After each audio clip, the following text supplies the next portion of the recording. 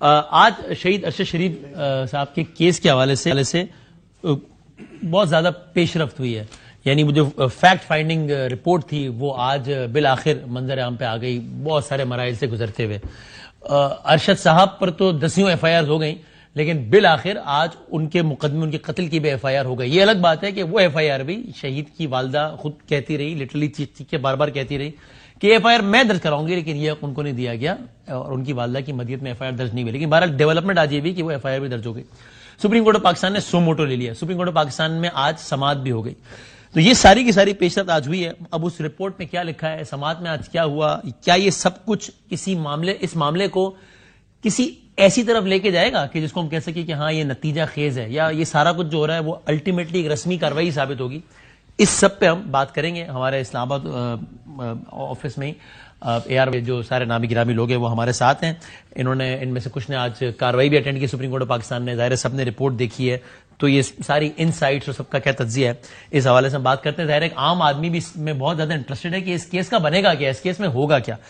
سو ہمارے ساتھ یہاں بیورو چیف خابر کمن صاحب, sir thank you very much. Maria Memon ہے, بہت شکریہ. اور کاشف عباسی صاحب ہے, thank you very much. Kashif صاحب ایک تو پہلے آپ نے چونکہ, اور ہمارے ساتھ بھی ویسے اسلام آباد سے یعنی ڈی ایس این جی پہ شعیب شاہین صاحب بھی ہیں, پریزیڈنٹ اسلام آباد بار, تاکہ ظاہر ہے اب یہ جو لیگیلٹیز جو قانونی آئینی نقطے اگر ہم نے کو سمجھنے اس حوالے سے تو شعیب صاحب بھی ہمیں جوائن کر رہے ہیں. شعیب صاحب بہت شکریہ وقت دینے کا. پہلے تو ذرا وہ میں نے دیکھا بھی, آپ نے پروگرام میں بھی آپ نے بڑا تفصیل سے بتایا اور ویسے بھی ساری اپنی رپورٹ دیکھی ہے. یہ جو رپورٹ اس وقت آپ کے سامنے پڑی ہے اس کے اگر 3-4 سیدھا نقطے بتا دیں اگر, تو پھر اس پہ تجزیہ بات میں کر لیتے ہیں. دیکھیں اس رپورٹ کا سب سے پہلے جو خلاصہ اگر آپ کریں تو یہ ہے کہ وہ یہ تو کہہ رہے ہیں کہ کیا ہوا, یہ نہیں بتا رہے کہ کس نے کیا. اور اگر آپ نے حقائق جاننے تو آپ تو یہ جاننا چاہیں گے کہ کس نے کیا کس نے, جیسے بھی کیا. لیکن یہ صرف ابھی تک یہ بتا رہے ہیں کہ ہوا کیا ہے.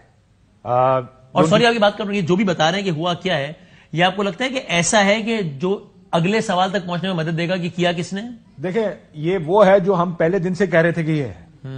جب کہتے تھے کہ ارشد شریف کی جان کو خطرہ نہیں ہے تو ہم کیا کہتے تھے کہ اس کے اوپر 16 ایف آئی آر کس نے کٹائیں.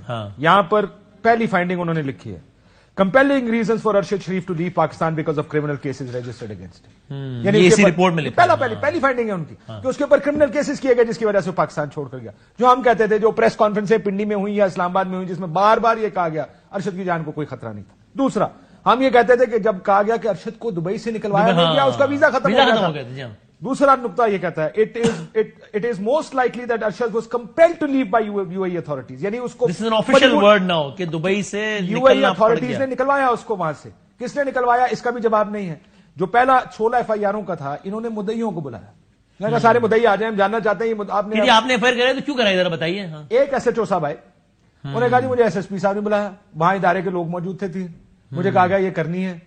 جب ہم نے کہا کہ جی وہ قانونی طریقہ یہ ہے کہ سیڈیشن کی ایف آئی آر حکومت وفاقی حکومت کی مرضی کے بغیر نہیں ہو سکتی, ٹھیک ہے, انہوں نے کہا جی بعد میں کر لیں گے, آپ ایف آئی آر کاٹیں ان کی ساری, اور کوئی اور مدعی کمیٹی کے سامنے پیش بھی نہیں ہوا. یس, سو ایف آئی آر کرائیں گئی, اس کو مجبور کیا ارشد کو پاکستان چھوڑنے پر, پھر دبئی چھوڑنے پر مجبور کیا. اب ایک انفارمیشن جو ہمارے پاس موجود تھی کہ ارشد نے 3 دفعہ UAE کا ویزا کینیا میں بیٹھ کر, اور وہ ویزا ریجیکٹ ہوا. اور یہ یاد رکھیں بہت ان یوزول ہے, دبئی کا سارا ریجیکٹ ہوتا نہیں ہے, لوگ ویسی بات ارشد کا تو ایسے لگ جاتا ہے, ابھی سوچیں آپ کہیں اور 2 دن میں لگ جاتا ہے. یعنی ارشد کا پچھلے اگر آپ اس کے جانے سے پہلے دیکھیں شاید 6 مہینے سے اس کا ویزا یا 4 مہینے سے ہر مہینے لگتا, دبئی جاتے رہے ہیں وہ, ایک دفعہ ہے لیکن اس کے پاس دبئی کا, کیونکہ اس کے پاس اور کوئی ویزا نہیں تھا تو اس کا دبئی کا ویزا ہمیشہ اس کے ہاتھ میں ہوتا تھا. دبئی کا ویزا ریجیکٹ کیسے ہوا؟ وہ کون ہے جس نے دبئی کا ویزا ریجیکٹ کرا دیا, جس نے دبئی سے نکلوایا؟ کوئی عام آدمی انڈیویجول لیول پہ تو مینج نہیں کر سکتا. انہوں نے یہ صرف وہی حقائق ہمیں بتائے ہیں وسیم, جو حقائق ہم پہلے سے جانتے ہیں. بہت سی چیزیں میں معافی چاہتا ہوں اگر اس میں ایڈ کر دوں, جو ان کی پولیس کی سٹوری ہے اس کو تو انہوں نے ملیہ میٹ کر کے رکھ دیا. جو کینین اس رپورٹ نے ان کے موقف کو, کینین پولیس انہوں نے کہا جی جو ارشد کو گولی کمر سے لگی, سینے سے نکلی, اس کو گاڑی کی سیٹ کے اندر سے نکلنا چاہیے تھا کیونکہ ارشد سیٹ پہ بیٹھا تھا, سیٹ میں سوراخ کوئی نہیں گولی کا. جو خون جانا چاہیے تھا جس طرف, اس طرف بھی آنا چاہیے تھا کیونکہ ظاہر ہے سر میں یا کسی جگہ بھی گولی لگے گی تو خون آگے پیچھے جائے گا, اس کا سپلیٹر خون کا کوئی نہیں ہے. یہ کہا گیا کہ چلتی گاڑی پر گولی چلائی. انہوں نے کہا ایسا لگتا نہیں حالات دیکھ کر کے چلتی گاڑی پر گولی چلائی گئی. انہوں نے یہ بھی کہا کہ Arshad was shot before sitting in the car, بیٹھنے سے پہلے اس کے اوپر گولی چلائی گئی. انہوں نے کہا آفیسرز نے اس گاڑی کا پیچھا کیوں نہیں. ہم نے پوچھا کیوں نہیں آپ پیچھے گئے, آپ نے گاڑی کے اوپر گولیاں چلائی, بندہ مار دیا, بندہ بھاگ رہا ہے, وہ بھاگ رہا ہے, آپ پیچھے نہیں گئے, آپ کے گاڑی بھی ہے. انہوں انہوں نے کہا جی ہمارا بندہ زخمی ہو گیا تھا اس وجہ سے ہم نہیں گئے. وہ بندے کو اسپتال نہیں لے کر گئے جی, فلیش لائٹوں میں گولیوں کے جو خول تھے وہ خول اکٹھے کرتے رہے وہاں بیٹھ کے. سو انہوں نے کہا کہ ہر کہانی میں پولیس کی کنیا کی جھول ہے, لوپ ہولز ہے, یہ کہانی بنائی گئی ہے, اس کو تو انہوں نے ملیا میٹ کر دیا. لیکن جو حقائق انہوں نے اس میں سامنے رکھے ہیں, جو پاکستانی اور دبئی سائڈ آف سٹوریز ہے, اس پہ انہوں نے یہ نہیں بتایا کہ کیا کس نے.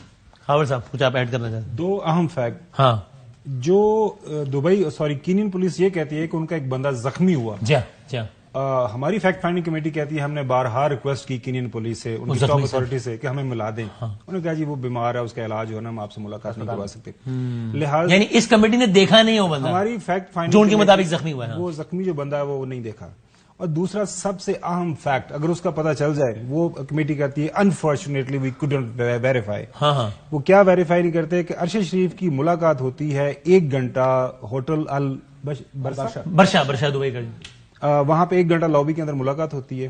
اور آپ اندازہ کر سکتے ہیں کہ دبئی 5 اسٹار یا 4 اسٹار یا 6 اسٹار جو بھی ہوٹل, اور وہاں پہ سی سی ٹی وی کوریج, ایک چپا وہاں کا سی سی ٹی وی مانیٹر. وہ فیکٹ فائنڈنگ کمیٹی. محمد صاحب آپ کو یاد ہے کتنا عرصہ پہلے جب یہ کمیٹی گئی تھی دبئی, ہم نے اس ٹائم کہا تھا کہ آپ اس جگہ اس لابی کی سی سی ٹی وی فوٹیج کون آیا تھا, کون ملنا ہے. فیکٹ فائنڈنگ کمیٹی یہ کہتی ہے کہ انفارچونیٹلی وہ ہمارے پاس ہم نہیں لے سکے, وہ کچھ لیگل ایشوز ہیں وہ ہمارے ساتھ, وہ ہم کوپریٹ نہیں وہ کر پا رہے. اب کیا حکومت پاکستان نے, یہ فیکٹ فائنڈنگ کمیٹی نے کیا یو اے گورنمنٹ کو کسی لیول کے اوپر لکھا کہ ہمیں وہ اگر وہ فوٹیج مل جائے نا تو آپ کو پھر سارے کنیکشن مل جائیں گے کہ وہ کون شخص تھا جو ملا تھا, پھر اس سے آپ سیرا پکڑتے جائیں, پھر آپ کو ساری چیز سمجھ آ جائیں گی. اصل مسئلہ یہ ہے کہ ارشد شریف اپنے آپ کو اگر محفوظ تصور کر رہا تھا دبئی کے اندر, یو اے کے اندر, تو وہاں سے جب وہ نکلا تو وہ کون تھا جو, اور کینیا اب یہ پتا چل گیا کہ آفیشیل ہو گیا کہ کینیا جانے کے بعد بھی انہوں نے 1 سے زیادہ اٹمپٹس کی کہ دبئی واپس آ جائیں, اور دبئی کا ویزا نہیں ملا, وچ از اگین سو انیوژل, جو کہ عام طور پہ دبئی کا ویزا کوئی کینیڈا یا ویسے ویزے نہیں جس میں اتنے 8 مہینے لگ جاتے ہیں. اس میں ایک چیز ایڈ کر دوں, جب ارشد زندہ تھا 16 FIR تھی جی, آج 42ویں دن سپریم کورٹ کے کہنے پر ایک FIR درج کی گئی ہے, سپریم کورٹ کے کہنے پر, اور وہ بھی مدعیت.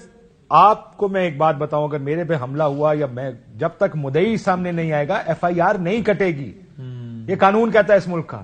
اور یہاں پر مدعی والدہ بننا چاہ رہی ہے, اور ایسے جو کہتا کہ میں نے ایسا موقع کہ ارشد شریف, ساری دنیا ارشد شریف کا وارث بننا چاہ رہی ہے, ریاست پاکستان نے اس کو لاوارث کر کے سڑک پہ اوپر پھینک دیا. جیسے کوئی سڑک کے اوپر ایک لاش ملی آپ کو لاوارث, تو کسی تھانے دار نے وہ لاش اٹھائی ہے, پوسٹ مارٹم کروایا ہے, اور جو ہے اس کا بالکل بے نام سا پرچہ آپ نے وہ کر دیا. خدا کا خوف کرے. مطلب اعتزاز احسن صاحب سے ہماری بات ہوئی آج پروگرام کے اندر, آپ مختلف ٹی وی چینلز کے اندر آپ جس سے بھی بات کریں, جس بھی قانون دان سے بات کریں, وہ خدا را اس کی والدہ سے یہ جو اس کا رائٹ ہے, بنیادی حق ہے, کیوں چھین رہے ہیں, کیا مجبوری ہے, کم از کم ہمیں سمجھ تو نہیں. یہ آپ کو کیا لگتا ہے ماریا؟ 2 باتیں میرے لیے اسٹینڈ آؤٹ کرتی ہیں. ایک تو سب سے بڑی بات ہے جو سی سی ٹی وی فوٹیج کی بات کی, 2 سی سی ٹی وی فوٹیجز کا ذکر ہے اس رپورٹ کے اندر. آبویسلی جیسے اس کی ڈیٹیل سامنے آئیں گی وہ مزید کلیئر ہو جائیں گی. ایک تو یہ جو دبئی کے اندر ملاقات, یہ لابی میں وہ سی سی ٹی وی فوٹیج حاصل کرنے کی جو کوشش کی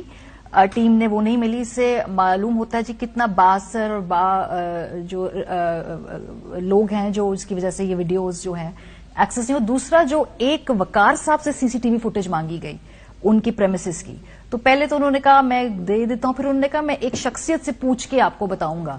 وہ جو شخصیت کا بھی اس میں ذکر کیا گیا ہے, وہ بھی جب رپورٹ اور ڈیٹیل سے سامنے آئیں گے, اہم شخصیت تھی پاکستان میں, ان سے پھر وہ بعد میں طے ہوا کہ وہ رپورٹ نہیں دی جائے گی, وہ ویڈیو نہیں دی جائے گی. سو یہ جو 2 سی سی ٹی وی فوٹیجز نہ ملنے کی جو وجوہات ہے, آئی تھنک یہ بہت کچھ ہمیں بتا رہی ہیں. لیکن یہ رپورٹ آپ کو اس معنوں میں حوصلہ افزا لگتی ہے یا حوصلہ شکن لگتی ہے کہ یہ ہمیں ان سوالات کے جوابات تک پہنچنے میں مدد دے گی جو پورے پاکستان کو چاہیے, یا نہیں دے گی؟ دیکھیں اس میں دونوں باتیں ہیں. حوصلہ افزا بات یہ ہے کہ ایک تو سب سے پہلے جو یہ نیریٹو بلڈ کرنے کی کوشش کی جا رہی تھی, جس کو میں گیس لائٹنگ کہتی ہوں, کہ ارشد کو کوئی خطرہ نہیں تھا. ایک تو وہ دھڑم سے آ کے نہیں, اچھا پہلے دن سب کو پتہ ہی تھا کہ وہ تو سفید جھوٹے, لیکن آفیشیل ہو گیا.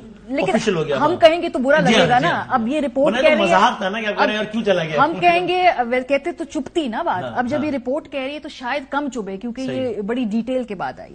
दूसरी एक और जो अफसोसनाक बात, पहले दिन ही राणा सनाउल्लाह साहब ने आके जो जज ज्यूरी एग्जीक्यूशनर बनने की कोशिश की, बताया जी कोई सोने की स्मगलिंग के मसला था, तो पता नहीं कोई जाती रंजिश थी, आखिरी दिन तक हमें बता रहे थे ड्रग डीलिंग थी, ये भी हमें बाद में बताया गया जी कोई जाती रंजिश हो सकती है, कोई अरशद साहब की किरदार कशी की तरफ ये पूरा मामला धकेल रहे थे ना वो, लेकिन पासिंग कमेंट है, शुक्र है रिपोर्ट में भी की गई है, लेकिन शर्म भी नहीं आती इन लोगों को, यार मर गया बेचारा, उसको जिक्र करे तो वो जो था, शुक्र है कि वो चीज भी शूट डाउन कर दी गई। वो एक लाइन में उन्होंने कोशिश की अरशद को जरा कुछ डिट्रैक्ट करने की, लेकिन अगेन ये इतने बॉन्डे तरीके से किया कि कोई मानेगा नहीं। तो पिछले जो 15-20 दिन से हुकूमत ने अपना ज़हन बनाया हुआ था कि भाई अरशद शरीफ के केस को एक सर्टेन डायरेक्शन में धकेलना है, मसला ये कि ये चार्जशीट उल्टी बन गई, क्योंकि जब पहली दो की फाइंडिंग्स कहती हैं कि ए उसको मुल्क छोड़ के जाना पड़ा, दूसरा उसको दुबई से निकलवाया गया, तो ये तो मौजूदा हुकूमत से अब हमें सवाल चाहिए कि जवाब चाहिए कि आप हमें बताइए कि ये और निकलने के बाद दोबारा उसको मेक श्योर किया गया कि दुबई में एंटर ना हो दोबारा। तो ये 3 सवाल के इससे पहले पूछा था कीनिया क्यों चलेगा, कीनिया क्यों चलेगा, भाई वो कीनिया से दुबई आना चाह रहा था, नहीं आने दिया गया।